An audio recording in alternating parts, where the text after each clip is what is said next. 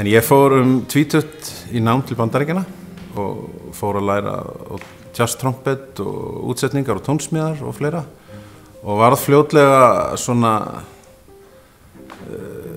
sogaðist fljótt inn í samfélagið þar og fór í námi í kvikmyndatónsmiðjum í Los Angeles 1998, ætlaði að vera þar í 1 ár en þau urðu síðan 16 og fór fljótlega að vinna við að gera tónlist við stiklur eða trailera sem kallað og rek þar fyrirtæki núna á viðskiptafélaga þar og með fullt af fólki í vinnu og mikla starfsemi sem fyrst og fremst fer fram í Los Angeles, þannig að ég mikið á Íslandi núna, svona eiginlega fluttur heim en svona mikið fram og tilbaka milli Íslands og Ameríku.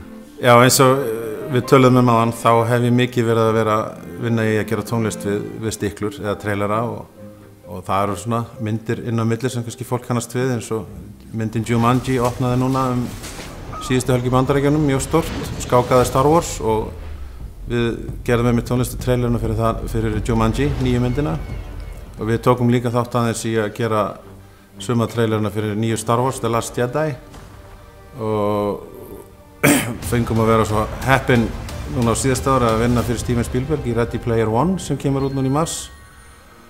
Þannig að það svona svo fátt eitt sé nefnt, en svo eru alls konar leiðindamyndir þarna sem ég ætla ekki að tala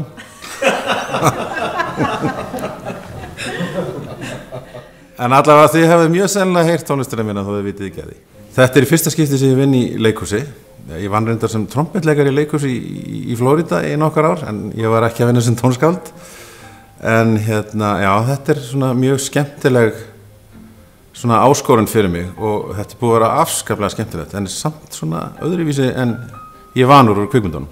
Ég bara mjög hrifinn af Stefáni Baldursssyni, bæði sem leikstjóra og bara sem manneski. Afskaplega gaman að vinna með honum og hann svona treystir sínu fólki til að sinna sínum störfum og það afskaplega svona þægilegt og skemmtilegt að vinna með honum. En þar að auki, til dæmis þegar ég búinn að vera mikið í Bandaríkjunum, þá hafa þessi misnotkun á börnum í kaþólsku kirkjunni hefur verið gríðarlega mikið umfjöllunarmál þar síðustu ár og svo las ég handritið og búinn að náttúrulega vera mikið í þessu síðustu vikur og búinn að sjá mörg reynsli og ég svona eiginlega ennþá svona að skipta skoðun svolítið. Hver hefur rétt fyrir sér? Og ég sjálfur að efast, ætli það ekki. Hvar byrja maður þegar maður þarf að semja fyrir eitthvað? Það voða gott að, eins og þegar þú semur fyrir myndefnið eða kvikmynd, þá fær maður yfirleitt einhverjar tilfinningar þegar maður horfir á myndefnið og það fæðist eitthvað, það gerist eitthvað. Og það sama gerist þegar ég las þetta handrit og ræddi við Stefán. Þetta svona gerist í raunveruleikanum, þetta ekki fantasía, þetta ekki draumasenur eða neitt slíkt, þannig að mín hugmynd var svo að nota eitthvað sem væri ekki draumkennt eða fantasíukennt, þannig að ég bar upp við Stefán að við myndum nota strengjakvartett og píanó sem uppistöðu og honum leist mjög vel á það.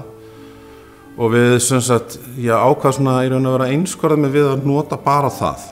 En svo notum við líka orgel að því að margt af þessu gerist í kirkju og við þurfum svona að setja tóninn fyrir umhverfið.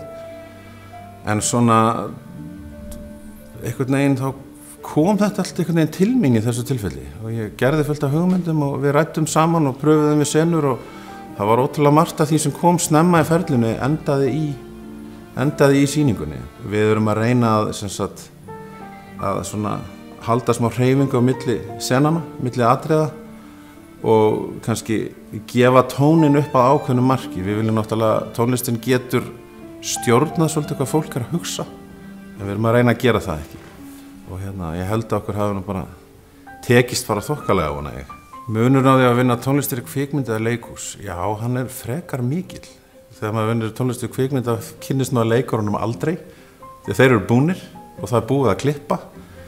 Og þannig að við erum í raun að vera að setja eitthvað við sem búið að læsa, og það allt ákveðið, þessi sena verður svona löng og henni verður ekki breytt.